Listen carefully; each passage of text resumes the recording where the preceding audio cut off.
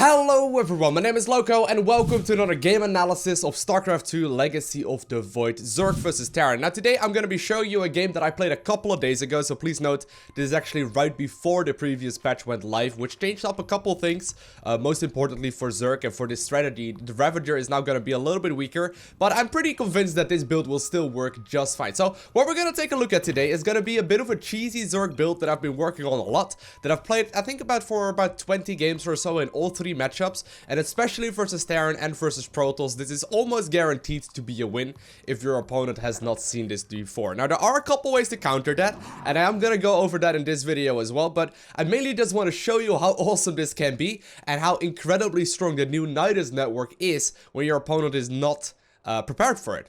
So in this specific game, I'm up against a Terran player known by the name of NV Death. He's going to be playing the completely standard Terran style in the fact that he goes for a bunch of factories and then he goes for a bunch of command centers as well. I believe he opens up triple command centers. So very standard Terran play right now in Legacy of the Void. And in the meantime, I'm going to go for a 2-base Nydus all-in with a lot of Queens and Roaches and Ravagers. Now, one important thing to note in this game is that he scouts what I am doing perfectly.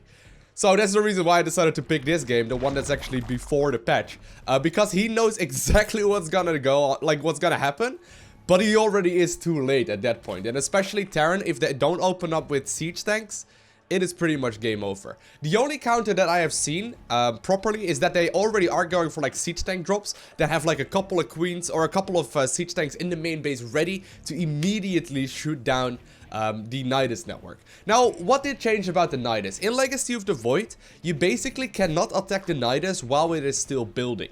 So what happens is that you can still spot where the Nydus is gonna come up, but the opponent cannot attack it until the Nydus Network is actually completely deployed. When we take a look, for example, at Heart of the Swarm, you can just sort of attack the thing with workers and it will still go down. But here's the idea. Basically what we're gonna go for is 4 queens and ideally more. And we save up a lot of energy on those queens. Now, what you put into a Nydus Network first will also actually pop out first. So what happens is that you have this really powerful timing attack that you can do, where you know for a fact that the transfuse energy on the queens is gonna be right there. So that's the idea. We're gonna make as many queens as possible. We're gonna make 4 gases as well, so we can add on some Ravagers. And maybe with the new patch that is not gonna be the most ideal way of doing this. I'm not completely sure. And please note, in this game, I'm also really not executing it properly. I was live streaming at the time.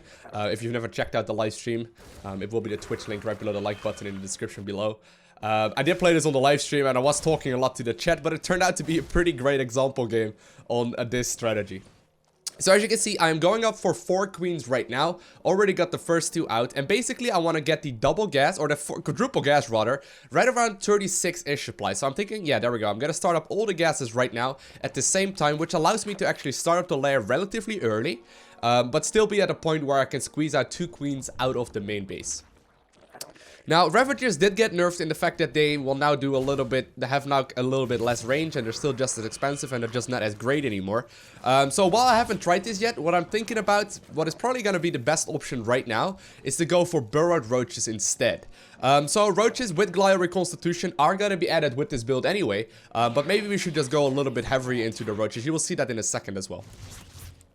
Now, I have lost a couple times with this build before versus a guy named Kiwikaki. You guys might be aware of it. He is probably the very best Protoss player right now in the Legacy of the Void beta. I just cannot, cannot beat him at all.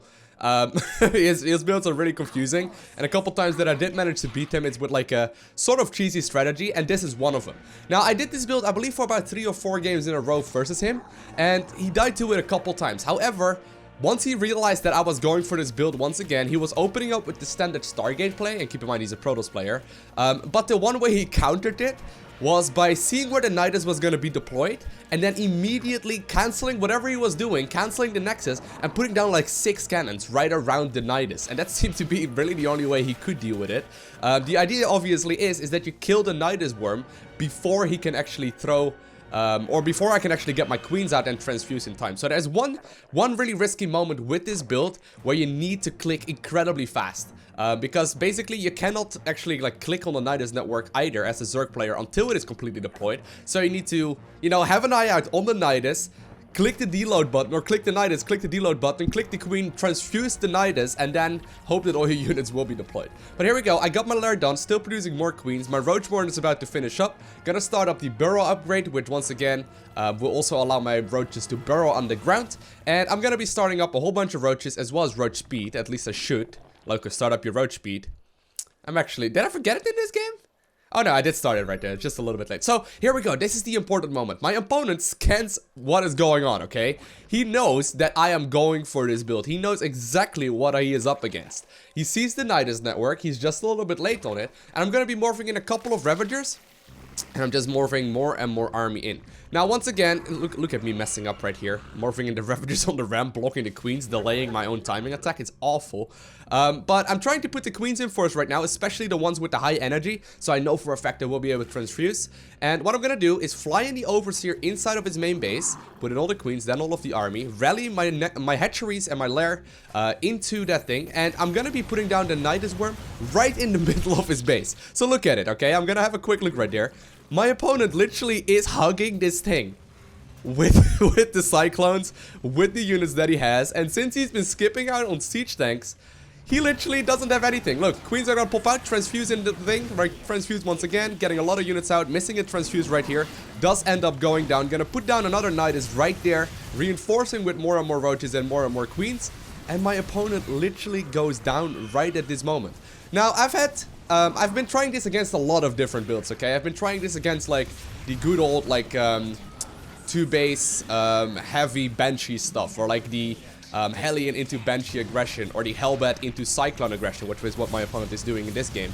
And it all dies. It all dies. The only thing that Terran seems to be able to do is, if he's already going for, like, siege tank drops, to just sort of send the medevacs back home, and then to actually, like, siege up, like, 4 tanks right there to immediately shoot the thing down. That seems to be the only option that Terran has right now. And it is pretty crazy. It is pretty crazy. Now, I do think there's still a bit of room for improvement. Maybe I could try and squeeze out, like, a 3rd hatchery and just skip out on injects altogether and start the triple Queen production. And just go, like, heavy into Roaches and less into Ravagers, because the Ravagers did get nerfed pretty hard. But I've also been thinking about maybe incorporating this build off of 3 bases and go for Lurkers instead. I mean, what would he do against Lurkers if there's a couple Lurkers like 3 minutes later into the game?